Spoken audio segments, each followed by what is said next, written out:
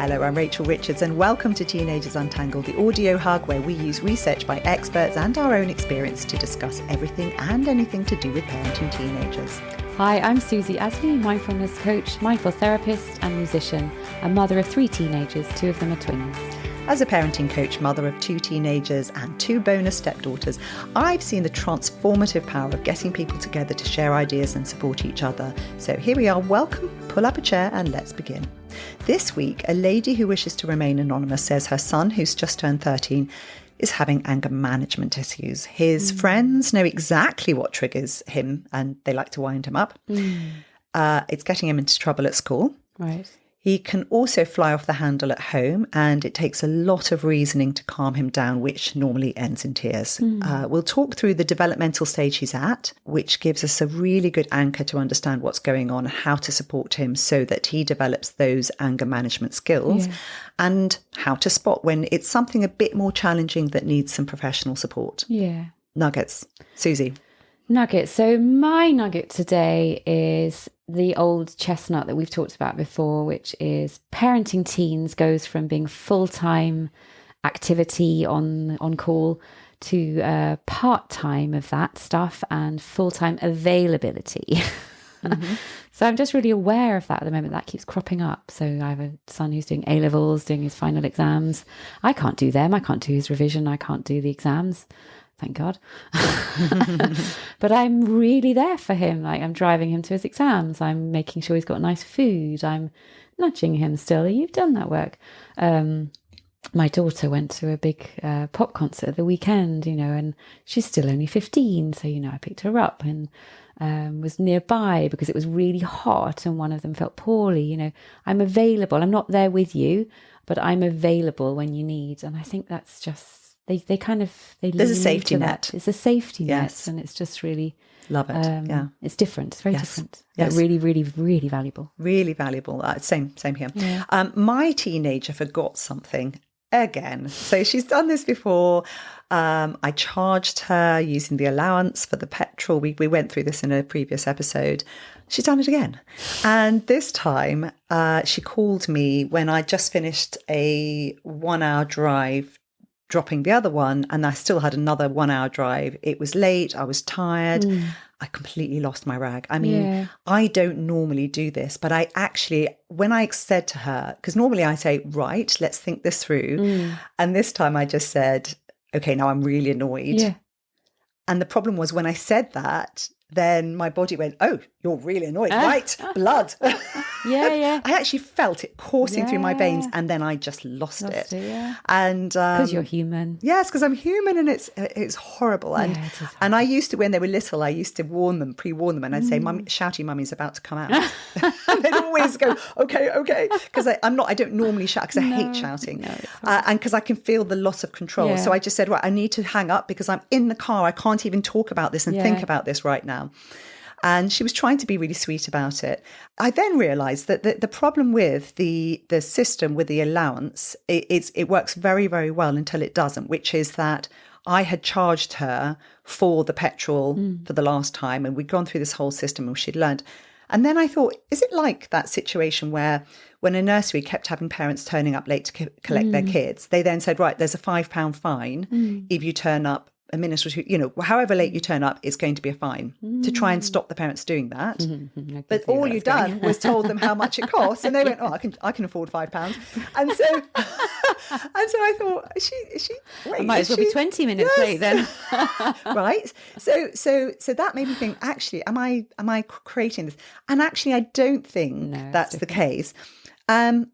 But some of the things I'll talk about in this particular episode really helped me understand what's going on here, because I've realised that she is not just that she's being lazy and difficult. It's a brain development thing. Yes. And I can't wait need to hear have this. more patience. My son, just to add to that, this morning, I totally get that, and I can't wait to hear what you have to say. Left his PE bag, we thought, on the train, and I went downstairs. I hadn't got clothes, blazer, train ticket, everything in it. Came home, rang round. It was in the boot of the car. So, and this is a regular occurrence Yes, of losing things. yes. So I can't wait to hear what you have to say. Yes, great. So, and before we return to our main subject, we've had feedback from the lady who asked to support her with her son who'd been getting into trouble. That was the yes, delinquent yes. one. She says she's been heaping on the praise for the good things he does, which is what we always say is a really, like with consequences one. Yeah. Increased activities they did together. So they played crazy golf the other day. And she's been saying no to group opportunities where he can get into trouble. And he has pushed back on that. Yeah. But she says the restrictions have made the situation improve. Okay, amazing. I think the great thing is when you say, no, you can't go to that thing, for example, him going down to the beach with his mates or whatever. If you've had the discussion with him about how his brain's developing and what's going on, it's easier to say, oh, my mum's, I hate her for doing this. Yeah, absolutely. Rather than having to say to your mates, I'm not going to do that because it's a really stupid thing to do. I always give that. So just tell your mates and your mum says. Yeah. Be the bad guy. Yeah. So back to the lady whose 13-year-old boy has been struggling with anger. Many parents want their teen to stop being angry because they see anger as the problem. Yes. I know yes, this is your thing. So it's not the problem, is it? So talk about this. Yeah, why is anger not the problem? Well, anger is a feeling. And we don't choose our feelings. It's something that comes up organically and naturally. Anger is a signal. All our emotions, all our feelings are signals. It's our body giving us signals. And anger is a signal that there is something that's out of balance, usually something that feels unfair, or we feel badly treated, or it's usually an unfairness thing, or somebody's crossed our boundaries, or we've crossed our own boundaries and are annoyed at ourselves, which comes out as anger and frustration. There's nothing wrong with that. It's a signal. So if we can take it as a signal and respond to that, then it's fine. What happens is we try and get rid of that feeling because we are told through society, and it doesn't feel very nice either, that it's a bad thing. You mustn't be angry, especially for girls. Mustn't be angry. Be calm, quiet girl. Go on, put that away. But the actual feeling is a signal. So we need to sort of stop and go, well, what's it trying to signal? Yes. And understand that. What we can't help the feelings that come up, but what we can do and what we have to practice and teach our teenagers and ourselves is we can help the behavior that comes out of the anger. We can respond. The way we respond is completely our responsibility, but that needs practice, and it needs practice. And as in the chimp paradox, where they say you can't help the thing you were born with, but you do actually have to train it. But society is very anti-anger, because it's absolutely. We want nice, compliant children that do what they're told. So Maggie Dent wrote a book, From Boys to Men. Oh, I love her. And she says exactly what you're saying. She says the thing about being a teenager is that it triggers stress in adolescence because things are changing so much. Physical, hormonal changes, cognitive changes, the social landscape changes. With boys, there's a man box, which we've talked about in our episode about boy friendships. And this still is prevalent. And real men are not supposed to show vulnerable feelings. And anger is the one acceptable emotion for men to express. So this does become quite a big thing with boys. And also it can, with girls, they can make a connection with the words, whereas boys often are not encouraged to talk about things so much, so they don't find and we found this when we were talking about anxiety. One of the big problems is finding the words to express the emotions you're feeling, which is very, very tricky. It's very tricky. And another really important point about anger is nearly always a secondary emotion. So it's not a primary, it's a response to something that is painful. Yes. And that's usually a sort of a sadness or a something else underneath. It's a secondary emotion. Exactly that. And so particularly with teenagers, becoming a group, which we've talked about before as well, it feels very, very important. It's like life or death. I need to be in this group. And with a teenager who feels that their belonging in the group is threatened, it can trigger stress and anger. Yes. So with this boy, his mates know exactly how to press his buttons. Yes. It could be a poorly received attempt at banter, which boys love. Yeah. Physical connection like a punch or a shove that goes badly. Yeah. Someone laughing at you. and the embarrassment from that, because it's that feeling that you've been sort of excluded slightly, it can then turn into anger. Yeah, banter and all of that only works if the space is safe. Yes, exactly. And so that anger, if they try and swallow it, can turn into resentment and then become an even stronger rage later. But there's also a physical, so we've talked about that, but so that's a sort of social side of it. But then there's a physical change that's going on with teenagers. There's this significant growth in the limbic or the emotional brain, which we've talked about before a lot. And boys have a very, undeveloped prefrontal cortex, which is the thing that kind of gets them to think. Yep, nodding. Yes. and they, because of that, and then the boys have testosterone on top of that, it can then make them catastrophize. When things aren't quite right, the emotional side will ramp up the response, and that inner critic becomes very loud. Yes, and it's very quick. Yes, it's very quick. So they will be, the anger can be self-directed criticism turned outward. So now this is a bit that related to my daughter, because it's this synaptic pruning that goes on has a really important impact on the brain. So we know that, the synapses, this is the biggest pruning that ever goes on in our lives, bigger than when they're little. And it increases forgetfulness. It creates poor organization, an inability to manage moods, remembering things. I thought, oh my goodness, yes, it's the remembering things, because what's happening is the pruning is going on. There are little gaps that have been created and connections that have been cut and then reconnected. Yeah. And one of the things I thought was fascinating, because we do accuse our daughter of this sometimes, mumbling, not speaking articulately. Oh, how interesting. It's to do with the pruning. I thought, oh my goodness. Wow. Yes. And then when you call them out on it, it's embarrassing again. Yeah. So then it just causes this sense of, there's something wrong with me. Yes. No, there's nothing wrong with you're being a teenager. Yeah. It's okay. Yes, and right. then on top of all of that, we talked about this sleep debt, which is a massive problem in our teenagers, increases anxiety, emotional outbursts, right? Forgetfulness. Forget all of those things that then our teens think, oh, there's something wrong with me. Yeah. Right? So Michael Gurian, who's a practical philosopher who's written extensively on nature-based theory, says teen boys particularly tend to attack themselves inwardly. Yes. And they feel like a failure, they feel excluded, and the feelings are real, like you said. Yeah. What we can do as parents. The first thing is that this relationship that we can develop with our teen boys, where they feel loved, valued and respected, can be balm for all of this. So what that lady has done, where her son was misbehaving, where she's ramped up her feedback when he's doing anything good, is a really, really powerful thing. And it's not, you have to be very precise about what you're praising and for it to be genuine. But notice when they do something right, rather than all the things they're doing wrong, because they are feeling vulnerable. Yeah. That's so brilliant. That's so important. Actually, my son this morning, when he lost his pee, there's been a catalogue of things. So this was like the final straw. So I was quite annoyed this morning, but I did manage to take myself out of the room, and because he said, "Mum, you're always telling me off," and that's not normal for me and him. So I kind of stopped and had to think about it. But I had thought before we spoke about this, I need to sit him down and we need to sort of work out how to be a bit more structured about stuff.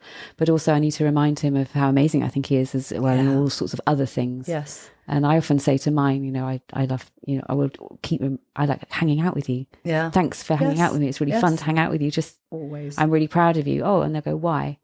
Well, why? Just for being you.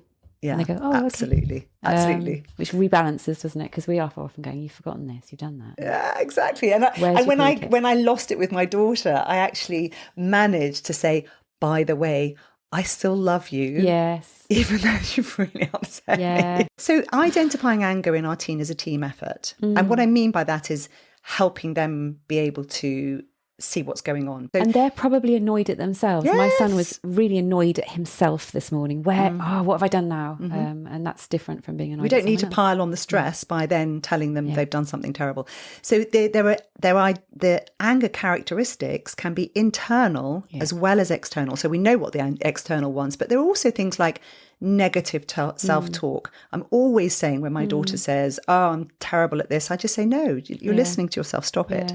And self-sabotaging, low self-esteem, all those things, they are all to do with this. Because we have to actually that's a really important point I think you're making there. We have to be really careful that they're not internalizing anger, because especially the girls, and that's a massive generalization, but then that can turn into, all those really destructive behaviors of, I don't know, eating disorders, self-harm. That is internalized stuff. Shouting and screaming is much better. Yes. Because it's out. Yes. It can go the other way. I mean, my daughter sometimes makes me laugh.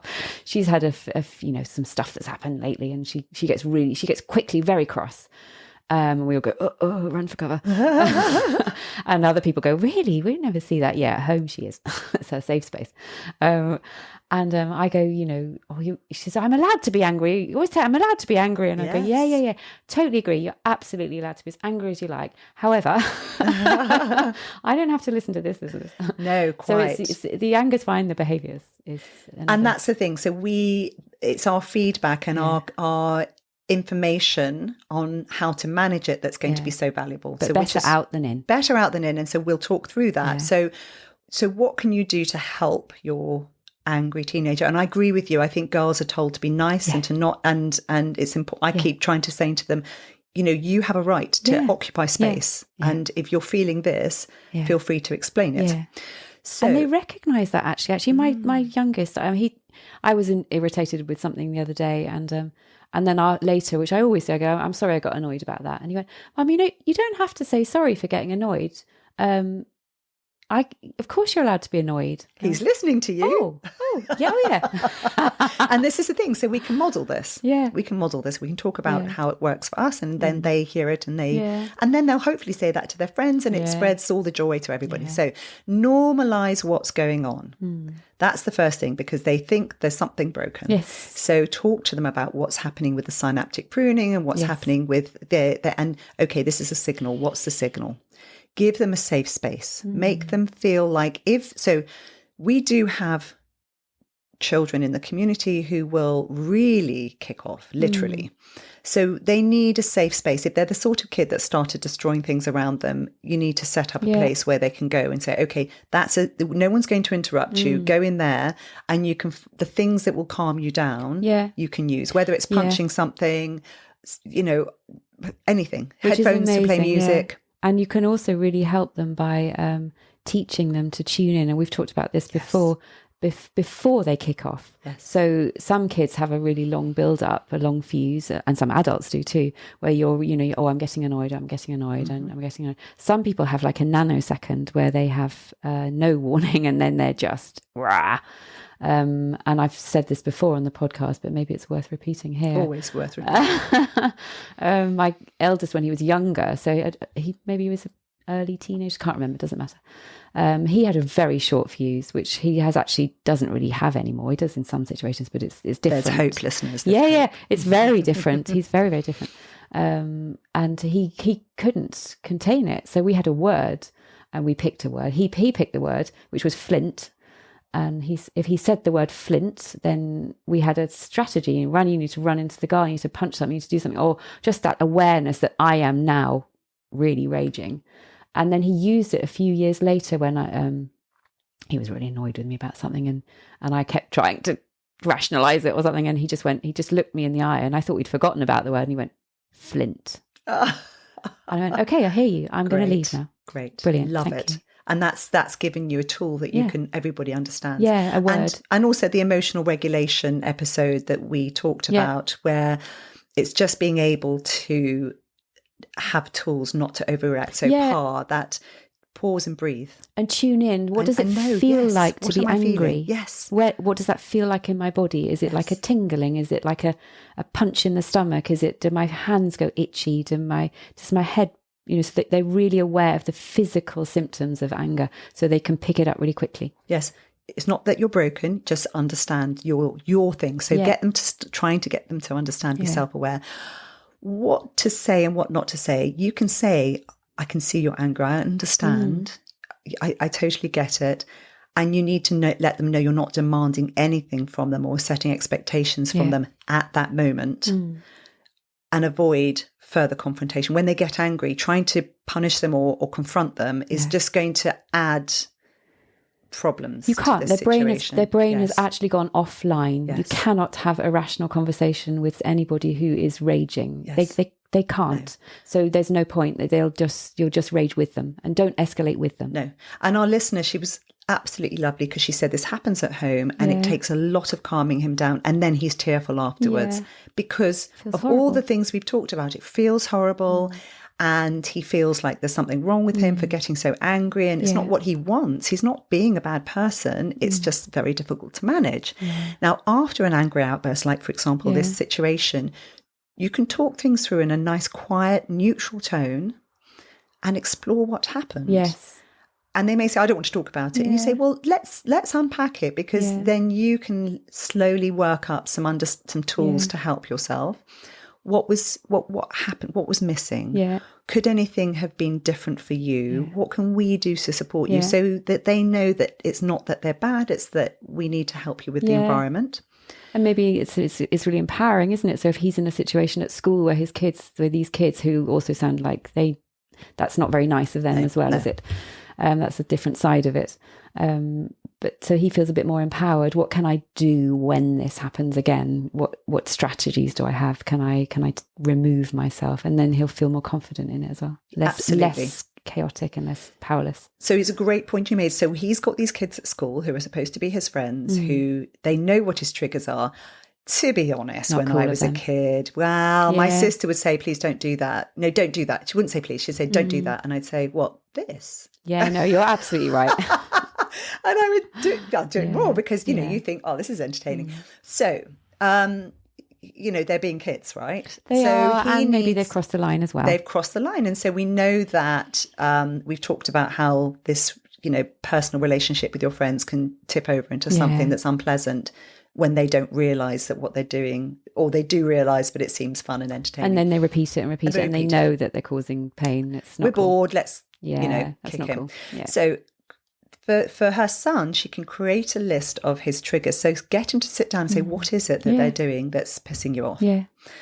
And look at them daily. So I've got this brilliant worksheet. I've linked it in the podcast. Print it off, because it's really got some good tips. Brilliant. So create the list of the triggers, and you can keep adding to it. Yeah. Look at it daily, because otherwise you'll forget what it is. Review the triggers so that they're fresh in your mind. And then you can have a plan for how to avoid those things when you're tired and you're not capable. You're already feeling a bit stressed. So if his mates, he knows that this thing triggers him, he can walk away from the situation, or he can you can talk through what is it that you could possibly do in that situation, or you could feed back and say, use the Flint word and say, guys, you do this, it's going to piss me off, and I don't want to get into trouble with the school, and you're, whatever's going to work, because I don't know the dynamic with those friends. Yeah, and if it's possible to have a conversation with them, I don't know. You just don't know. So she needs to talk this through with her son, keeping an anger log. So have the triggers. So those are because, like you said, anger is a signal. So what's the signal about? What are the triggers? And then keep an anger log and try and think, what was happening before? Was I hungry? Was I stressed? What other things were happening around me? Because sometimes they're a response to your environment. Yes, absolutely. And the less reactive he is, the less interesting it is to... Less interest. Exactly. And that's how it diffuses. Because once they know he won't, and we know, my husband's got a WhatsApp group with a whole load of mates of his, and the banter on there is severe. And really, sometimes I look at it and go, oh, And they know, like, this guy's like an old woman, you know, and he'll do this, and they press his buttons because they know that it's very funny. And he's older now, so he's able to take it. But every now and then I go, I think that might be a bit too much. Can you not? Yeah. You know? And it is, I mean, in a school environment, if that's going on, that's a form of bullying. That's not cool. It is a form of bullying. And we all, you know, we all see it, you know, it's if it's just against one person who is reacting, so it's two things, isn't it? It's teaching him how to manage it and to be less reactive and to manage his anger, which is a really great skill to have because he obviously finds that difficult.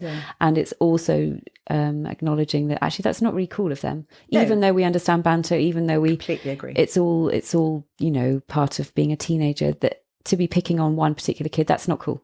And can we think of words that he can use with his group to say, mate, that's not cool. You know, stop that one because that's not funny anymore. And maybe I need some different friends.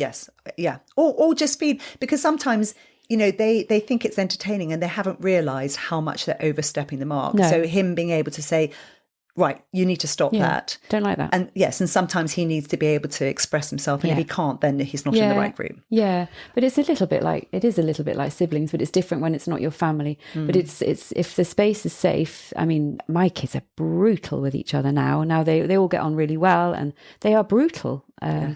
And yet everybody knows that, and they're brutal with me as well. But then we know that that's okay. But that's shorthand for having a great relationship. So what the point I'm trying to make is that these boys may not really be conscious that, because we can say that's bullying and that's nasty, but actually they may not be conscious that they're really overstepping the mark with him. And part of being in a relationship is being able to get some feedback and say, you know what? No. And them learning from it too. It's really good. You're absolutely right, because it's a group thing. Oh, ha ha ha, and they don't realise. They don't realise how much it's impacting his life. Breathe. So the PAR thing, using diversions and practicing timeouts. So there are lots of things you can use in your armoury. I want to quickly touch on how we know if actually it's something that perhaps professional help would be important with. I was listening to a therapist the other day, and she said, you know, I'm worried because I keep getting people coming to me as soon as something goes wrong. And I'm a therapist and I want to make money, but I don't want these parents using me before they've exhausted all the opportunities at home for their relationship with their kid, because this triangle develops and I become the good guy. And we don't want that. We want them to, and their parent to be the good guys together, looking out at problems. So she said, try everything before, you know, try the things before. So you're absolutely right. And also a point in that is that we need to look at our own relationship to anger, because we've, as a society, find anger really confronting. We don't generally like it. We want to get rid of it. So what is your relationship to anger, and how do you manage your own? Such a great point. And that's, again, you can listen to those episodes where we covered these things, because knowing ourselves makes it possible. Because if we don't like anger, if we find anger really difficult, we're going to want to get rid of it in our kid. Yes, absolutely. Problems with anger can accompany other conditions like ADHD, autism, obsessive compulsive disorder, Tourette syndrome. So there can be other underlying things that they may already have been noticed, or so just realize that these things can come together. Their genetics can play a role, family dysfunction, certain parenting styles like harsh or inconsistent punishment. What they do to try and treat anger issues is there'll be cognitive behavioral therapy and parent management techniques. So teaching other ways to handle the misbehavior, focusing on positive reinforcement rather than punishment for transgressions, emphasizing positive interaction within the family, and trying to get the family to enjoy spending time together, because you made such a great point. It's a signal that something's not right. And often particularly with teenagers, and if it's not, you know, on the spectrum type outbursts, then it's when teenagers don't feel seen and heard, if they don't feel 100%. Listened to, like really listened to, because often if you know, sit down, and we know it for ourselves, don't you? This is actually how I feel. And then by the end of you've told, and somebody's really heard you and really listened, not fixed it, just really listened and really heard, you go, oh. Yes, the listen until they feel understood. Dissolves. Luffy. Exactly. And understanding that it's really important to be respectful of the things that matter to your teenager. You may think that they're not important, but that's not going to help them. Yeah. And it's the class, they come home and they feel like they've been unfairly treated at home, or they've got tons of homework. And sometimes we step in and go, oh, yeah, but that's really important. You need to do that. Oh, that's so annoying. Yes. Oh, and it was much harder for me when I, competitive. Oh, that sounds really annoying. Yes. Yeah, it's really annoying. End. Love it. Yeah, they totally feel seen. Yeah. So what do you think? Have you had any experience of anger issues either with yourself or with your teens? Have you used any of our techniques? Have you found them useful? What is the most useful thing for you? We'd love to hear, because we always mention these things because we're kind of trying to help each other. Yeah. We're all trying to learn as we go along. Really helpful. And there's nothing wrong with anger, but our management of it is really important. I remember Grace Jones being interviewed, and he said, gosh, you really get angry. And she said, yes, I got a stomach ulcer and I've realised it's much more important to express my anger. Oh, brilliant. Exactly that. Exactly. Because there's a massive difference between clean anger and resentment. Yes. Like, you've done that. I've experienced that. I'm really annoyed. Yes. That's clean anger, and that's really just, but resentment and that goes into the stomach ulcer. Exactly. So if you've enjoyed this episode, then help other parents, tell your friends, tell the school, hit that subscribe button. Yeah. And give us a review. You can also sign up to receive all the latest at our own website, where there's a blog, reviews, links to every episode, and easy ways to contact us both. It's www.teenagersuntangled.com. Don't forget to check out Susie. She's on Instagram. She gives lots and lots of great tips there. Also her website, which is www.mindful-life.co.uk, and you can book a free chat with me on that if you so fancy. And lots of fantasy. She has a blog. The blog's really good. So many great tips on there. So don't forget to have a look at that. That's it for now. Goodbye. Bye for now.